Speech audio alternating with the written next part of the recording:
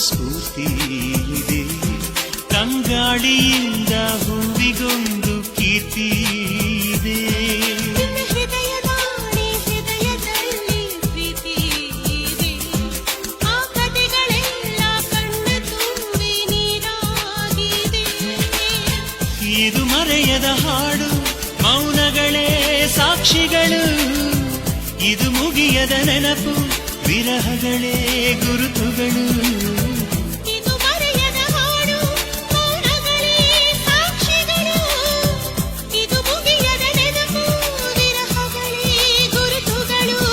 ಕ್ಷಮಿಸುವ, ಒಮ್ಮೆ ಕ್ಷಮಿಸುವ, ನೀ ತಾನೇ